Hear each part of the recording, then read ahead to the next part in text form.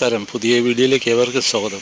ഇത് ശാർക്കര ശ്രീ ദേവി ക്ഷേത്രത്തിലെ 5ാം ഉത്സവ ദിവസമായ വീഡിയോയാണ്.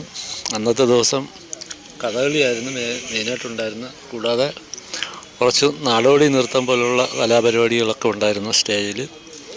പിന്നെ ഈ ഷോപ്പുകളും ഇവിടുത്തെ മറ്റ് കാര്യങ്ങളൊക്കെയാണ് ഈ വീഡിയോയിൽ ഉൾപ്പെടുത്തിയിരിക്കുന്നത്. പിന്നെ കുറച്ച് ലൈറ്റിൻ്റെ ഇതെല്ലാം ഉണ്ട്. ധാരാളം ആൾക്കാർ വൈകുന്നേരങ്ങൾ വരുന്നെങ്കിലും ഇവിടെ ഭയങ്കര ബ്ലോക്കാണ്. 6 മണി തൊട്ടേ ബ്ലോക്കാണ്. ഇന്നലെയൊക്കെ വാഹനങ്ങളൊന്നും ശരിക്ക് പോകാൻ പറ്റിയില്ല. അപ്പോൾ ഈ വരുന്നവർ കുറച്ച് നേരത്തെയൊക്കെ വന്നതിന് ശേഷം കാണാനുള്ള ഇതിലാണ്. പക്ഷേ എല്ലാവരും വൈകുന്നേരം ലൈറ്റ് കത്തിയതിന് ശേഷമാണ് വരുന്നത്. അപ്പോൾ അതാണ് ബ്ലോക്കാവുന്നത്. പിന്നെ ഈ റെയിൽവേയിലെ ട്രെയിനുകൾ പോകുന്നതുകൊണ്ട് 5 മിനിറ്റ് 10 മിനിറ്റ് ഇടവിട്ട് ഗേറ്റ് അടയ്ക്കുന്നുണ്ട്. അപ്പം അതും ഒരു കാരണമാണ് ഈ ബ്ലോക്കാവുന്നത്. അപ്പോൾ കഴിയുന്നതും കുറച്ച് നേരത്തെ ആൾക്കാർ വരികയാണെങ്കിൽ ഇവിടെ എല്ലാം വണ്ടി പാർക്ക് ചെയ്തിട്ട് അകത്ത് പോയി സുഖമായിട്ട് എല്ലാ പരിപാടികളൊക്കെ കാണാം. മറ്റെല്ലാ ഇതിലും പങ്കെടുക്കുകയും ചെയ്യാം. ഒരുപാട് എൻ്റർടൈൻമെൻറ്റ് പരിപാടികളൊക്കെ ഇവിടെ ഉണ്ട് പറമ്പിനുള്ളിൽ.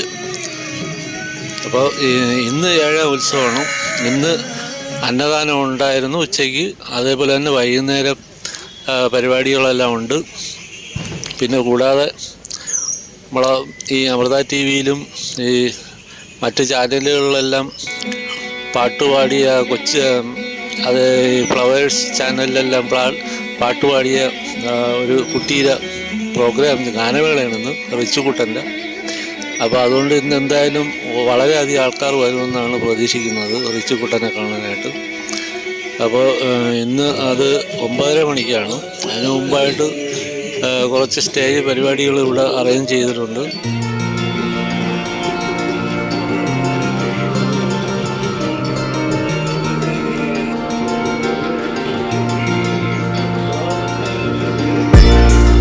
ഗാനമേളയ്ക്ക് മുമ്പായിട്ട് വൈകുന്നേരം ഓട്ടംതുള്ളലുണ്ട് 4 മണിക്ക്. അതുകൂടാതെ 7 മണിക്ക് കൂച്ചിപ്പുടി നൃത്തമാല എന്നൊരു പരിപാടിയുണ്ട്.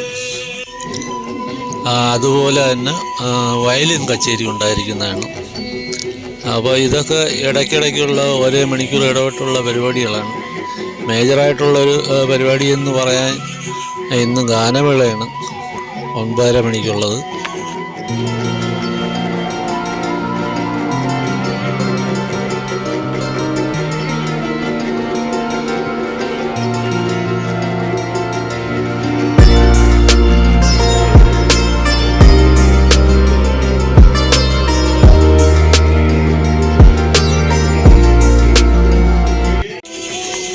ഗാനമേള ടോപ്പ് സിംഗർ താരം റിച്ചുകുട്ടൻ, കൊച്ചിൻ ബിഗ് ബാൻഡ് എന്ന് പറയുന്ന ഒരു ഗാനമേള ട്രൂപ്പാണ് ഇത് അവതരിപ്പിക്കുന്നത്. റിച്ചുകുട്ടൻ്റെ പരിപാടിയായതുകൊണ്ട് പ്രത്യേകിച്ച് ധാരാളം ആൾക്കാർ വരാൻ സാധ്യതയുണ്ട്. പിന്നെ റോഡ് കാര്യങ്ങളൊക്കെ നേരത്തെ തന്നെ ബ്ലോക്കാവുന്നു. വലിയട ജംഗ്ഷനിൽ നിന്നാണ് റോഡ് കൂടുതൽ ബ്ലോക്കാവുന്നത്. മറ്റേ ബൈപ്പാസ് മഞ്ചാടിമൂട് അഴൂർ പെരുങ്ങുഴി അങ്ങനെ വരുന്ന സ്ഥലത്തു നിന്ന് വരുന്ന വണ്ടികൾ വരാൻ അവിടെ പാർക്ക് ചെയ്യാനൊക്കെ കുറച്ച് സൗകര്യമുണ്ട്. അപ്പോൾ അവിടെ ബ്ലോക്കാവില്ല.